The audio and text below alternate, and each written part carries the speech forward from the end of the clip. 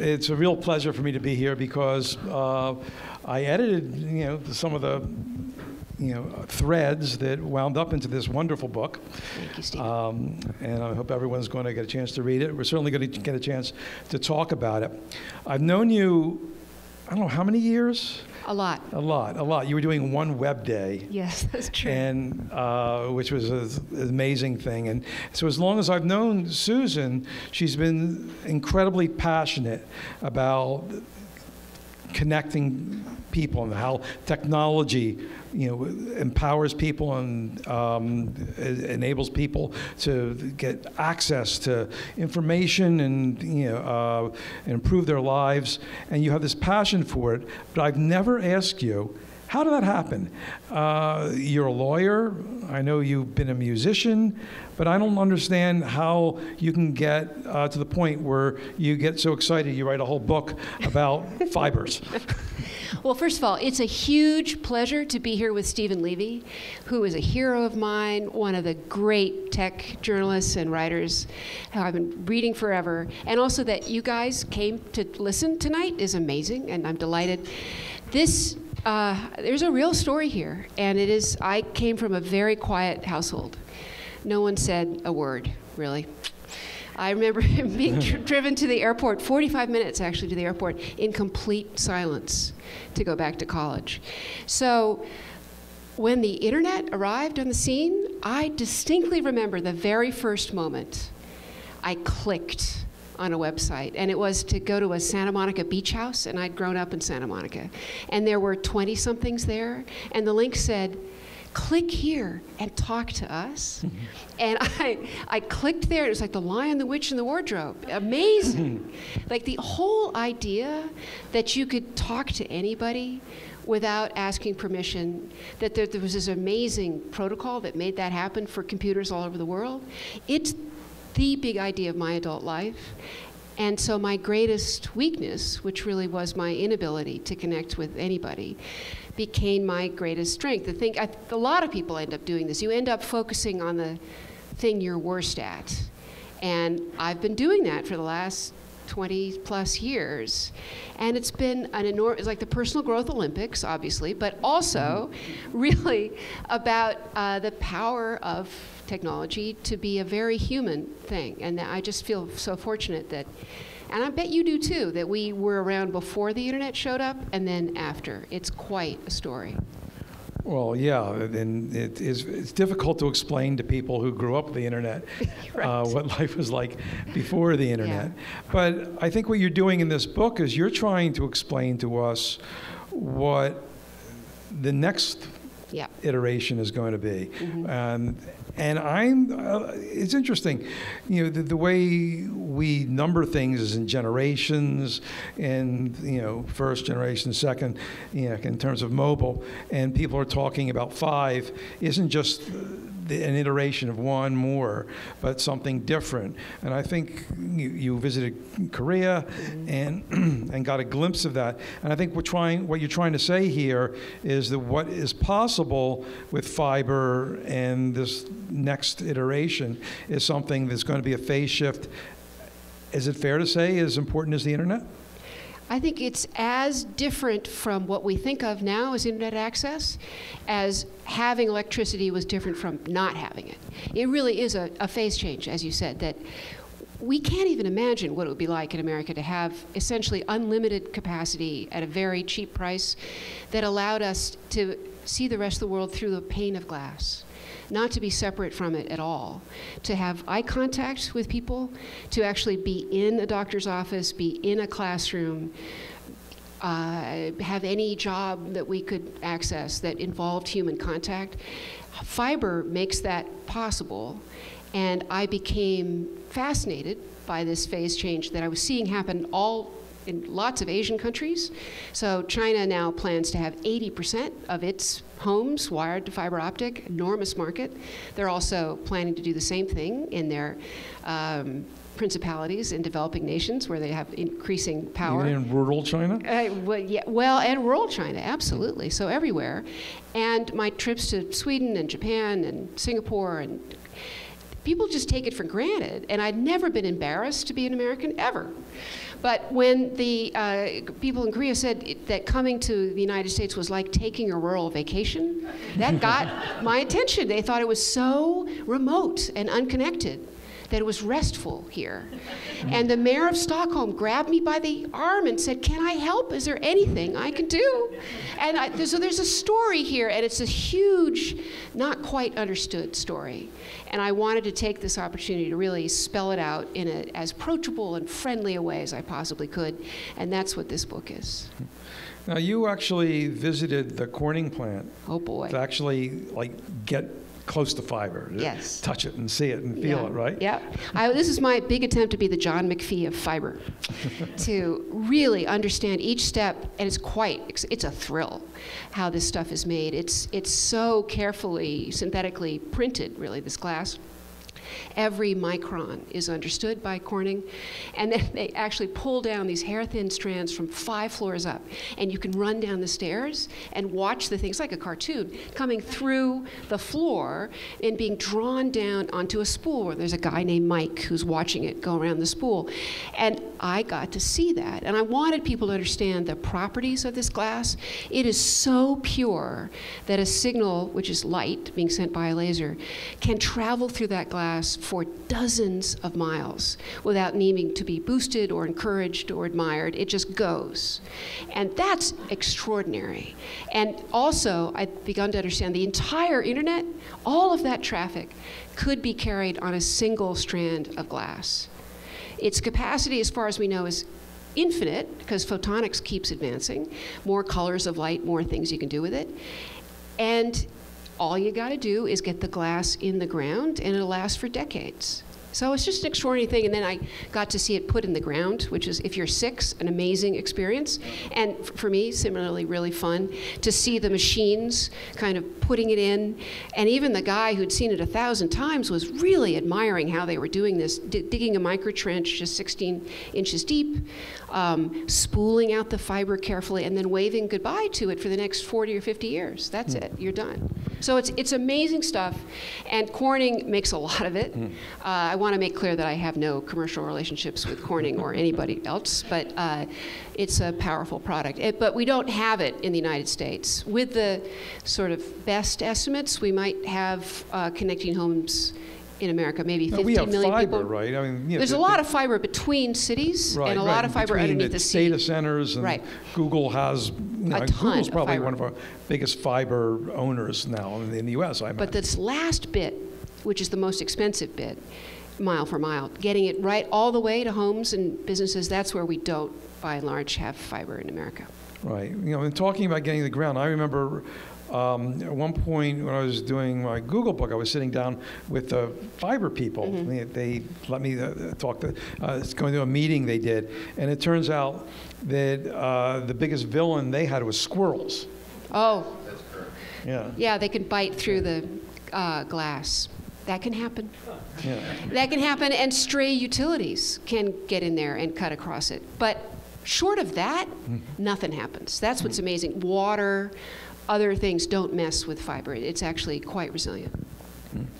Now, I thought that wireless was going to solve everything. Why are you still talking about fiber? Well, and we love our wireless devices, and they're close to our hearts. We use them all the time.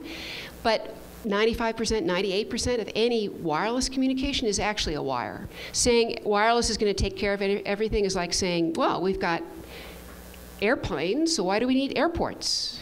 You know, the signal has to go somewhere. It has to connect to a wire, in this case fiber, that's going to be able to carry it all the way to the internet. So there's a lot of hype these days about 5G, and I'd love to talk about that, but it is not, it requires having a lot of fiber in place.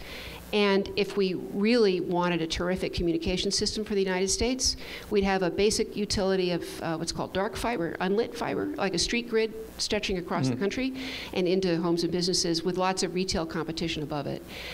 And that would be a lot better than a 5G future with just Verizon and AT&T. So where's this dark fiber? Do we have dark fiber in New York? Ton of it, actually. Yes, it's under the streets. The problem is when you pick up the phone to get access to it, the company you're calling is Verizon. I've heard of them. Yeah, right. And because New York City actually very intelligently set up a utility long ago, almost 100 years ago, to manage lots of fibers underneath the streets, called Empire City Subway. Through lots and lots of consolidation and mergers, now Verizon puts on a different hat and answers the phone as the manager do they own of the fiber. The fiber? No, they just happen to be the controller of the utility that gives you access or not to that fiber. Well, if I wanted to start my fiber company, could I get access to this? Probably. You probably could. The problem is, would you be able then to get access into a building? That's still, we don't have trenches going from the middle of the block, let's say, to my dry cleaner, who would really like to have fiber. By the way, Lou, if you're here, he's really interested in fiber, and because he's been, would you please talk to him? Yeah. Because 6th Avenue. So this is my local bookstore. This is my neighborhood, which is another reason why this is such a great evening for me. And I live on 9th Street between 5th and 6th, and my dry cleaner has been really hit hard by DSL outages and can't run his business. Every once in a while, the business just has to fall over because the service is so terrible. Well, so there is a fiber company. I'm going to get local here. Yeah, good. Yeah, we're going to get local in New York. Then we're going to get local in Massachusetts in a minute. But there's a company you mentioned, Verizon. They have this thing called Fios. So it seems to me, unlike a lot of places in America, we have a choice between cable access and fiber, and one day we'll have maybe 5G, right? What's going on here? Why hasn't fiber taken New York by storm? Well, there are several layers of answers to that. One, actually, in your building, do you have a choice? Because that's really rare. No, yeah. The landlords are getting in the way of actually getting a choice in Manhattan between Spectrum and Verizon. So they're usually exclusive relationships there. What's really happened is that the companies are like Shamu and Godzilla. They're not actually competing with each other, so it's sort of fake at this point. And prices are extremely high. And Verizon's Fios offering is really expensive and quite constrained in terms of the bandwidth that you're getting offered, especially for upload. Yeah. And you might say, well, why do you care about uploads? Well, everybody's download at some point was somebody else's upload. And if you actually want to be part of a business meeting or part of your classroom, you would need to have symmetric access. And often Verizon isn't offering that, and it's really expensive. And okay, third answer to the question. It wouldn't cost more to them. It's a two-way thing, right? Right. Oh, well, they are also selling TV. So it helps if people perceive this medium as mostly for consumption, like a broadcast medium. And so there's not a lot of interest in making uploads symmetric. They can make a ton of money that way. But the answer nationwide is that there are very few places that have access to fiber at all, because in most metro areas, it's your local cable monopoly. They've divided up the country. It's like, I'll take Minnesota, you take California, or I'll take Minneapolis, you take Sacramento. And they just control those markets and have no particular incentive from either oversight or competition to upgrade to fiber. So. Well, and I think one thing you talk about is not only do they do that, they try to stop other places from implementing fiber. Yeah, I think the term of art is shenanigans. There are lots and lots of shenanigans. That seems so tame.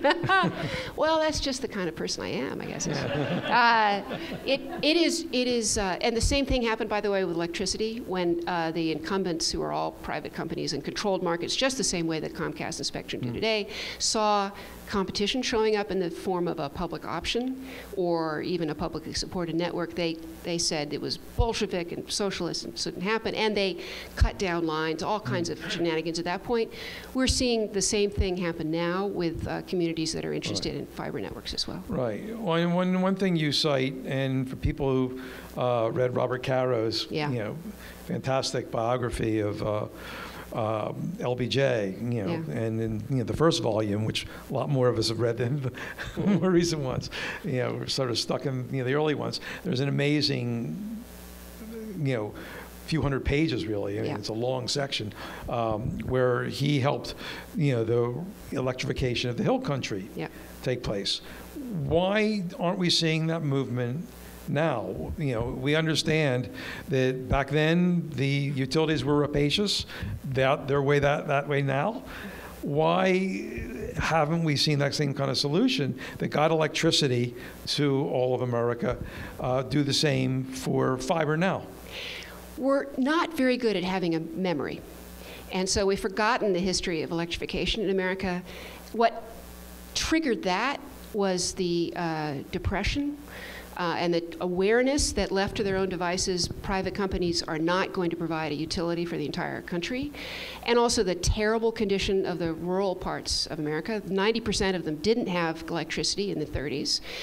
And so all of these things added together, plus Franklin Roosevelt, frankly, who was a huge influence on Johnson, and as a leader, felt what it was like to have extremely expensive electricity when he went to soak for polio in Hot Springs. He decided that this needed to be an enormous domestic policy issue, and he took it on and was nearly destroyed by the private electricity interests.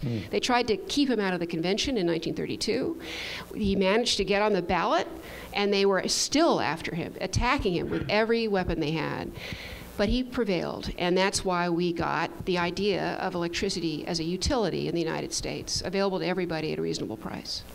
So what's it going to take to make that happen in this century? Well, to make anything happen of a structural change like this in America, you have to have a crisis and good leadership. We clearly have a crisis. It's a little hard to notice because there's a lot of fuzz around the facts and the data, and that's one reason I wrote the book, was to just explain what's going on. What we're looking for now is a leader or a series of leaders, and they're emerging at the local level, who care about this and would push for the industrial policy we really need to ensure that America can compete on the global stage.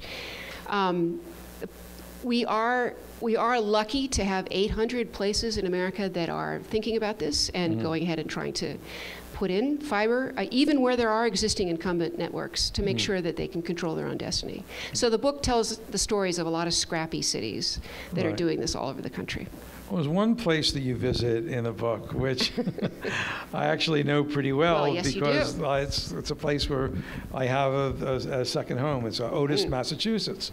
And tell us why Otis might have meaning for anyone who doesn't live in Otis, which is a very small community in the Berkshires. Well, Otis had meaning for me because you go there. So you let me know what was going on there.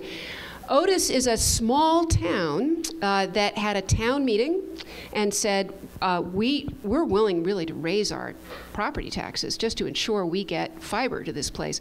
Because people want to be able to work where they live, not have to live where they work. And these bucolic, beautiful places, you want to be able to keep younger generations there and make sure they can get an adequate health care and schooling and all of that. So Otis is important because it's this ultimate democracy. They all sort of stood up in the elementary school and said, we've got to have fiber. And then the plucky local municipal electric in the next town over is coming to build it. And it's happening. It's happening too slowly because Verizon controls the poles. And there is no time schedule on which Verizon has to relinquish control or let you put your wires on the poles.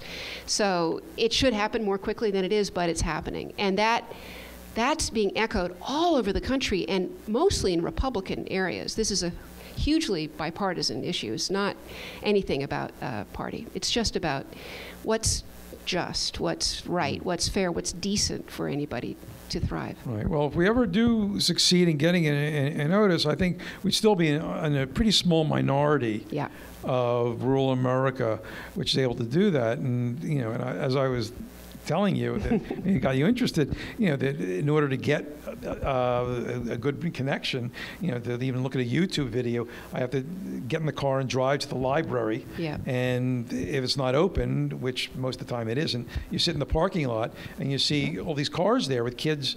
The parents drive their kids there to do their homework. Yeah, they're all circled around the one cell tower in the town over. I saw that. Yeah. I saw that. Now for you, it's inconvenient. For a kid trying to do his homework who lives in that town, it's destructive. It's a tragedy. Or a business, there. I mean, the area, except for the summer when they have some an influx of tourists, it's dead. And if they have great connectivity, people can work there. People can start businesses there. Businesses can expand. Right, and we've seen that in many communities that have managed to get connectivity. Turns out to be like your favorite Chattanooga. I do love Chattanooga. It's a great place. Yeah, have you been there yet? No, I have not been to Chattanooga. Well, you should try it. It's that way. Yeah, go find it. It's really terrific. And they editing you. I know you have these favorite places. Yeah, I do. Chattanooga, Wilson, North Carolina is just wonderful. Yeah. And then and their characters. So it's hard. Okay, the Personal Growth Olympics continues because someone sent me a note today saying that he'd heard me on the radio and I was the only person who could make fiber sound sexy, which has to be an amazing thing, right? So there are characters in these places. They're all talking to each other. Wilson talks to Chattanooga, who talks to Louisville, who talks to San Francisco. People helping each other figure out how to finance and get these networks built. And they're determined. And there were, in the very early days of this movement, some failures. These days, things are going really well, and these networks are paying off now slowly. They sort of pay off like infrastructure, but they'll pay back until the sun explodes. It's but a low amount of money forever. And so this is a great thing for a town to do. It's just you have to have political will and people who are knowledgeable about it. Do you feel the momentum of those towns will tip the balance, or is the incredibly strong lobbying effort and the money being put into it by the incumbents? That's the term of art. That's the term we use, along with shenanigans. Yeah, for the shenanigan doers. Well, there are two pressures. So one is coming from that direction, which is China, right? Because they have this huge policy. They're jumping so quickly ahead of us. And the other pressure, or the opportunity, is the failure of the federal government at this point on almost every policy line. And this is part of that group of failures. The people in America are starting to understand this issue, and they can't stand it. It's almost like child abuse or something. Why are we doing this? Why did we let this happen? And there is a giant group trying to raise the profile of this issue in America. So I just happen to be there to document it. But I do think that in the next few years, this will continue to gather steam as the Sputnik moment of China increases and as the local pressure rises and as candidates emerge who see this as a crucial policy issue. So Eisenhower, after the First World War, happened to be in a convoy of trucks trying to get from one coast to the other. And he ended up going at 6 miles an hour at most the entire time because there were no good roads. And he sank into the mire over and over again, mud everywhere. And that's what led him to think that we needed a federal highway system. We don't yet have somebody running for the highest office. So you don't think that Trump one day will have difficulty connecting his Twitter feed and he'll say, we need fiber? As long as he can connect to the cheeseburger next to him. I doubt he's that interested in the fiber, right? So just kidding. We managed to get diet and the whole thing. Yeah, very good. Yeah, what I love about this title is that people will start understanding that it's not just about colonoscopies. It really is. It really is this extraordinary technology that it's so interesting, and will get everybody up in arms. Okay, so let's talk a little bit about 5G before we throw it open to. I know there's going to be a lot of eager questioners. I hope so. Now, you did a column for us, a while ago, saying this 5G, no one really knows what it is. It's not really defined.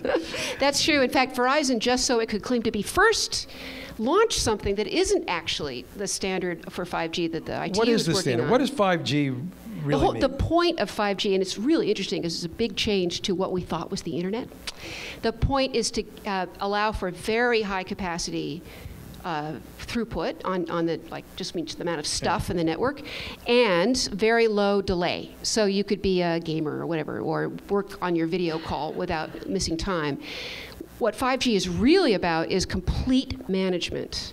The Verizon or other carriers will be able to, on the fly, allocate network space to anybody, just decide who wins and who loses. We think of the internet as sort of being permission free, that you can just launch something that's going to work. That's not going to be true of 5G.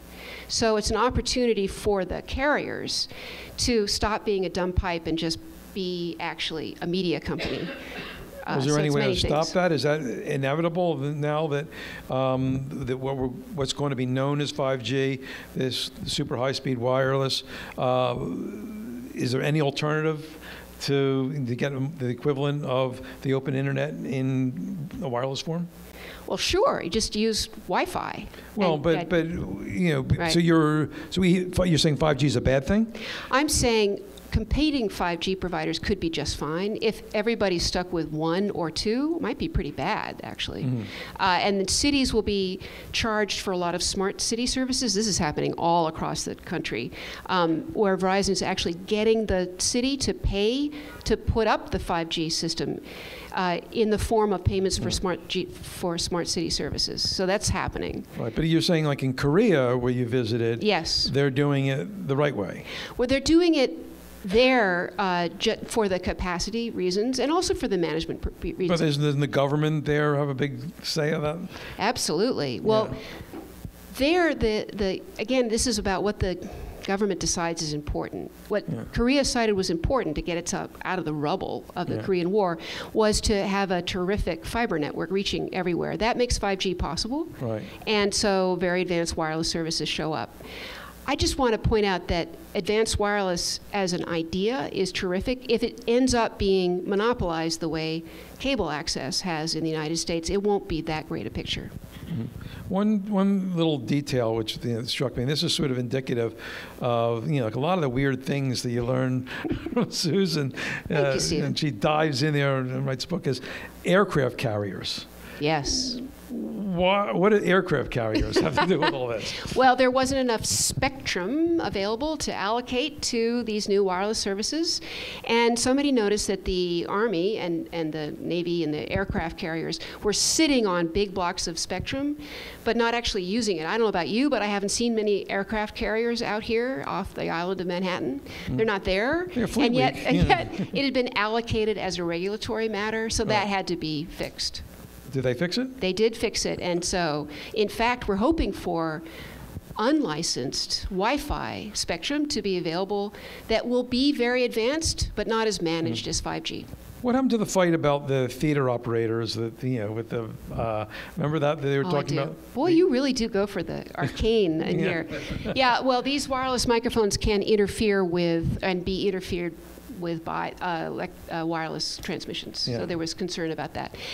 The Broadway producers have made their peace with this entire setup. Good. It's going to be okay. I'm relieved by that. Yeah. So one question before we throw it open there, and actually it's kind of a big one. Yeah.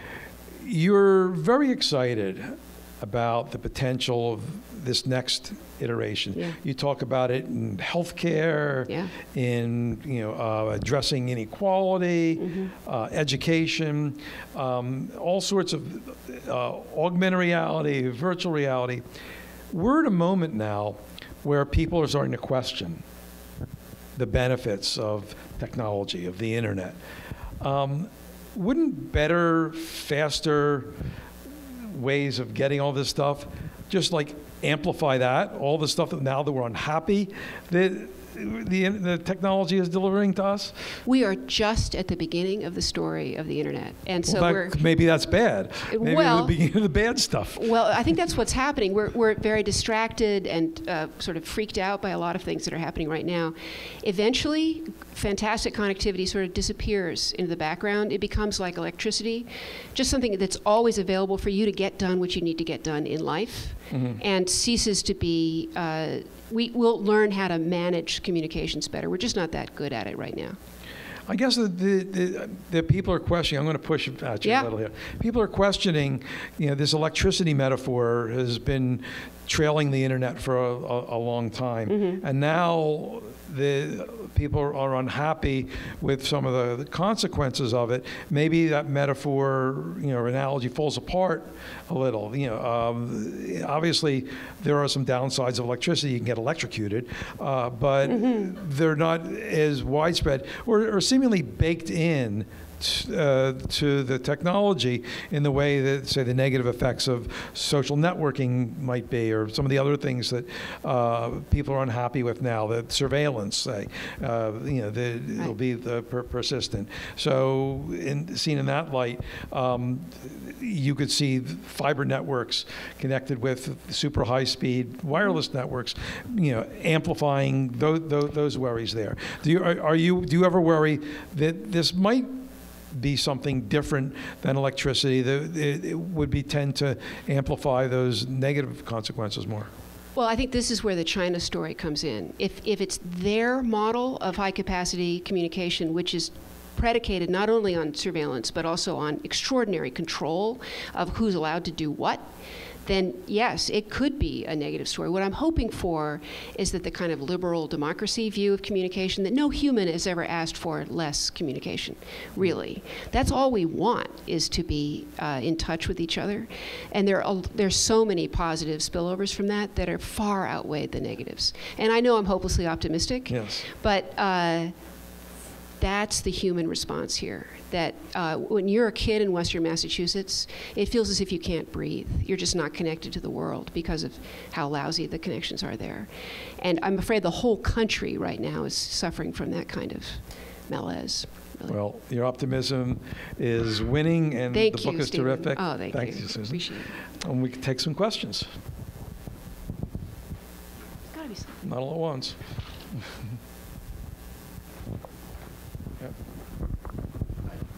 I don't know if there's, there you go.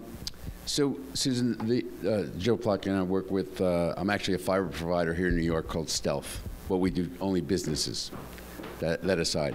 I think what the issue on the political will, the problem is that no one telephone company, even if it's Verizon, can capture can monetize the public value of this kind of connectivity, and that just like we need the New York City subways or the roads to have a civic value. And I think that, can you talk a little bit about what Chris Mitchell and all the towns are doing by making that more central and more explicit, I guess, in some of the smaller towns? Yeah, I really appreciate that. So if we had the idea that a place where you go to check out books for free would be a good idea today, could not happen. Could not happen. Oh my God!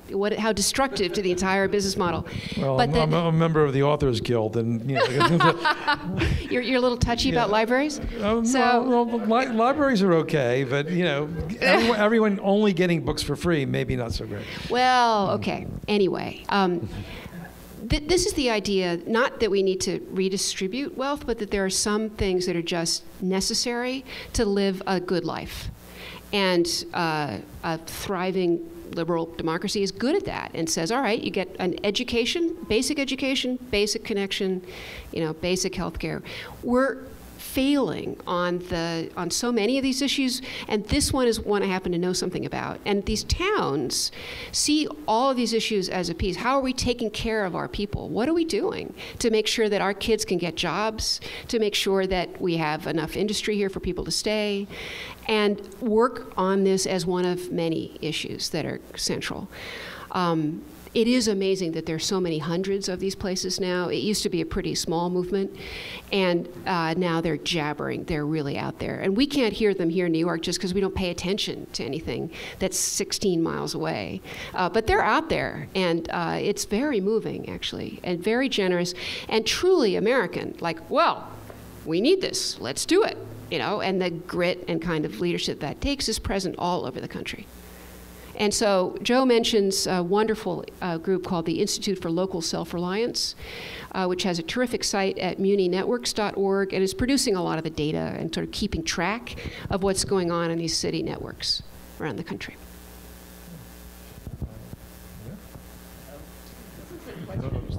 You spoke about the amazing connectivity that a person with fiber can essentially communicate face-to-face with somebody far away. Is there a two-way component to that it could be used for surveillance of the person who's using it? And if so, there are 1984 Orwellian consequences that could come to mind. Speaking as a total neophyte with no knowledge of the technology, is that a risk? And if so, what can be done to prevent it? Well, Carol, of course it's a risk. You're absolutely right. And so what we need are all of my students to go into public service who would understand this and would say, well, we can't allow that to happen without the permission of the person involved, certainly in your home.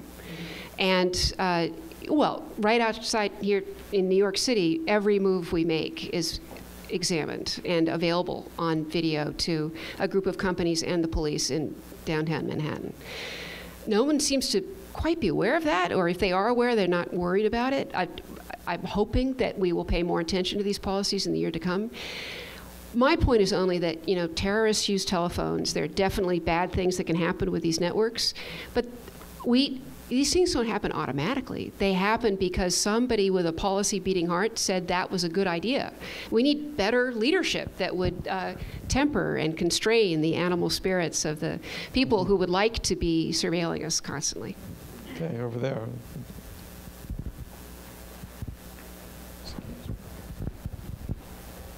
Hi, thank you for your talk. So interesting.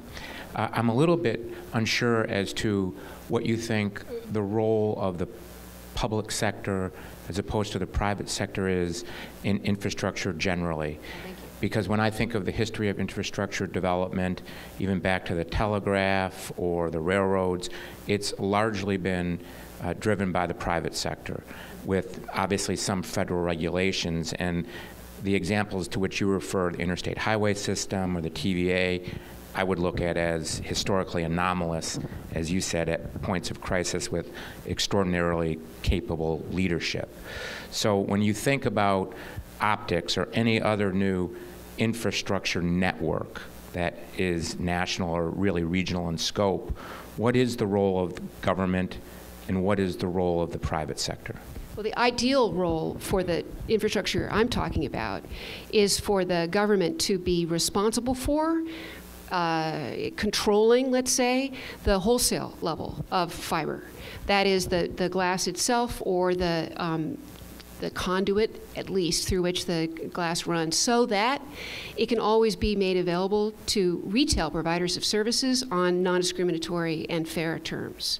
What we found is that when you just have the private sector left to its own devices, in infrastructure development, they will routinely consolidate, divide markets, serve the rich, leave everybody else out. And it's not evil, it's just rational. And so in order to make sure that everybody has this, what I'm saying is a basic part of life, you would have to have the government involved in at least managing the very lowest level, so it can never be bought up by private equity. By the way, a lot of the fiber under New York City has been bought by private equity firms who are going to squeeze it and use it for their own ends. Again, not evil, but not that will serve all the kids in the Bronx who actually need a connection at home.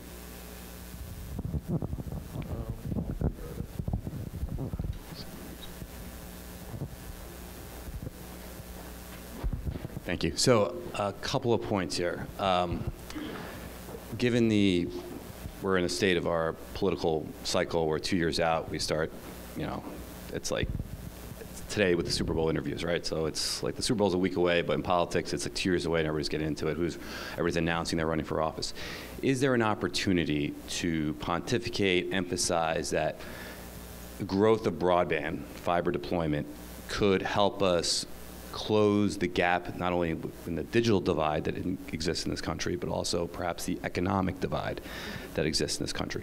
Further, Bloomberg had a story that came out last week, I'm sure a couple of periodicals have as well, but that by 2030, it's China, India, US in terms of economic powers.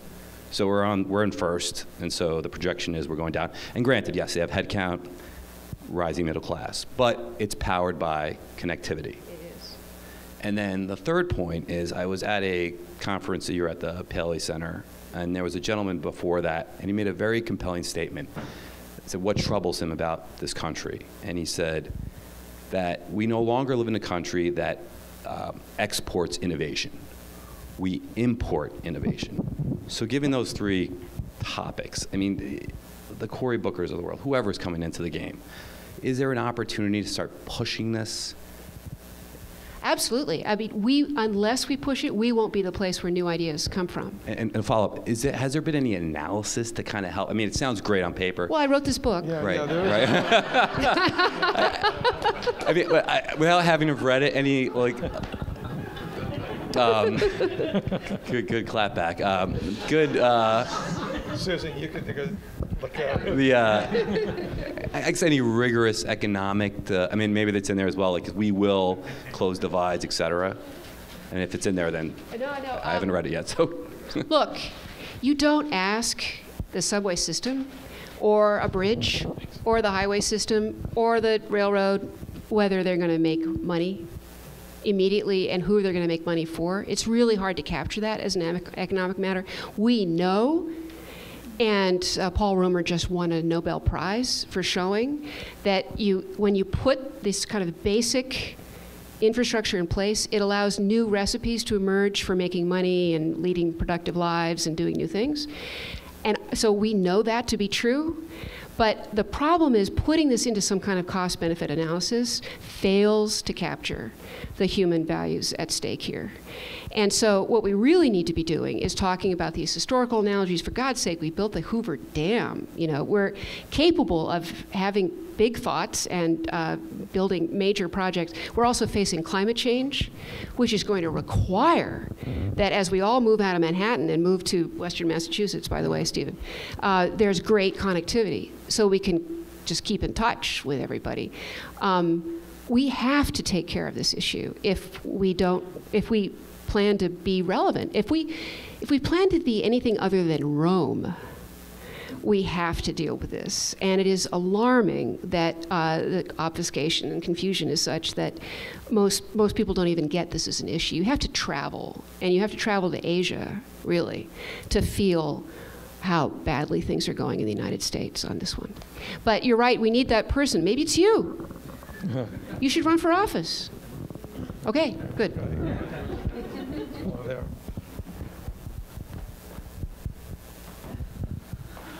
I'll look at a similar question from a slightly different perspective and think about another part of the private sector, which is not the business-making part, but the grassroots. And the question that I'm thinking about is, how do we make this into a grassroots issue?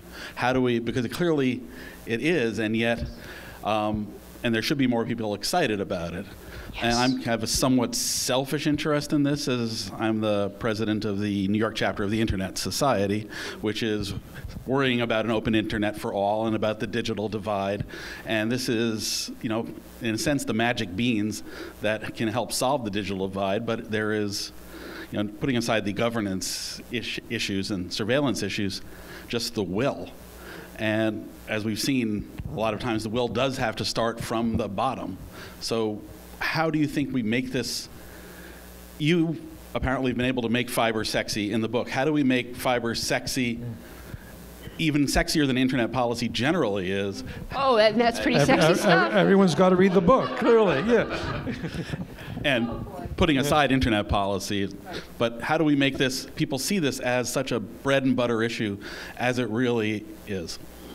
Well, it's a good question, because the problem is making this stuff human is just hard, and you have to find people who are suffering and tell their stories and say what a gap, and just point out how much people will give up food before they give up their internet connection, and yet they're paying a ton for that internet connection. So there's something profoundly wrong with the way we live in America, and this is just a symptom of it.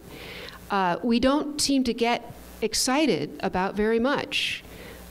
We don't riot in the street, so I'm not sure what it's going to take to make this a wider grassroots issue, and I'm hoping that the very clever people out there in the world who maybe read this book or care about this issue will make that happen. All I can do is write books. I can't lead movements. I've tried that. Wouldn't it be nice if Susan Crawford was on the FCC? Oh, thank you, Stephen. Oh. Okay, all right. What are the essential reasons we need fiber?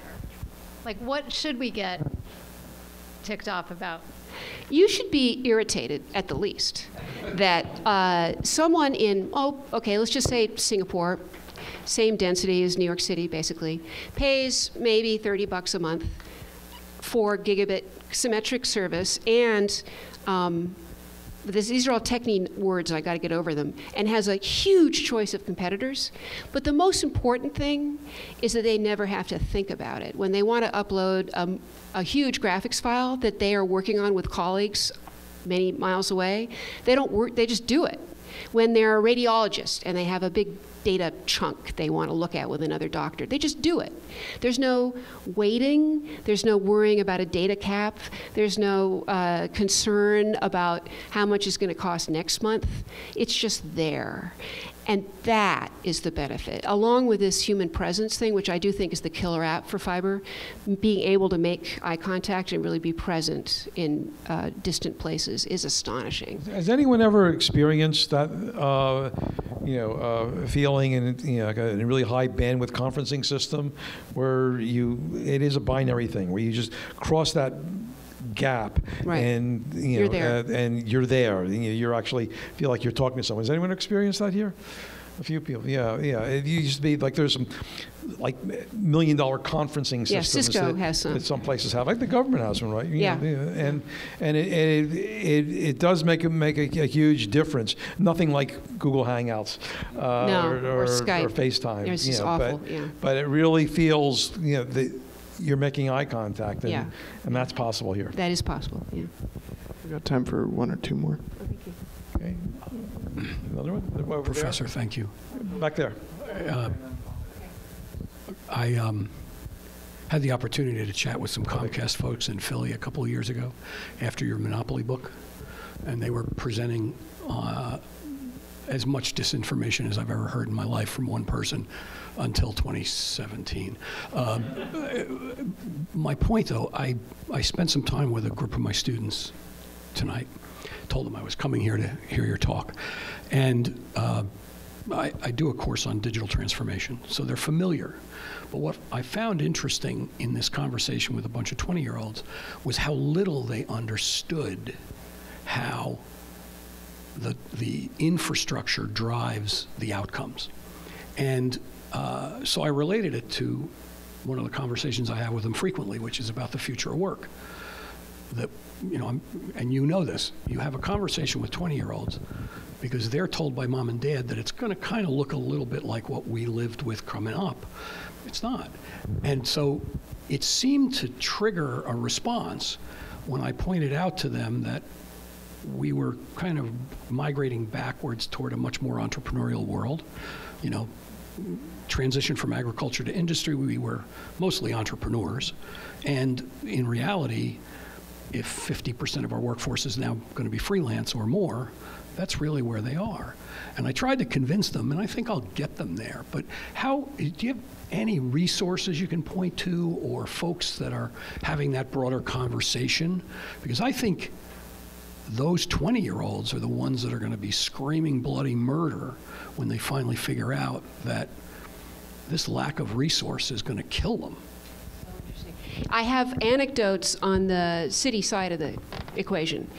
There's a small town, maybe an hour from Madison, Wisconsin, where everybody is telecommuting because they have a fabulous fiber network. They don't have to drive in. Same thing in Western Mass.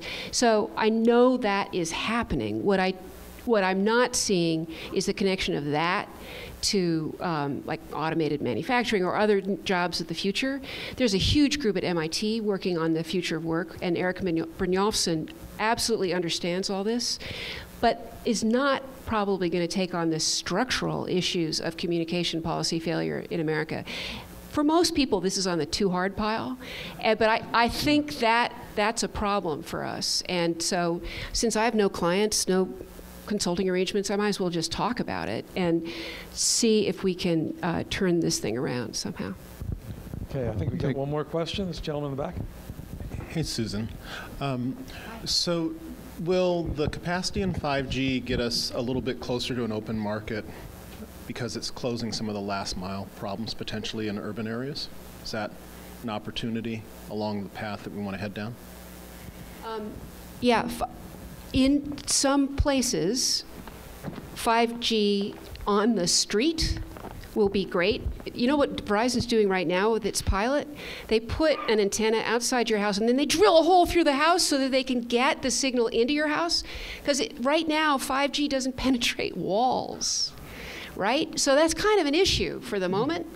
And yeah, the guy, it was a funny quote on Reddit. He said, well, you know, they had to pound through the drywall, but otherwise I love my installation. So it's not clear right now that it's a substitute. And really, I have to say, the plan is for Verizon and the others to just be able to charge a lot for premium services that are for cities and businesses. It's not really aimed at what we're talking about here, just people and what they're doing. Yeah. Well, I think we're, well, I want to please thank Susan Crawford. Oh, thank you, Stephen Levy.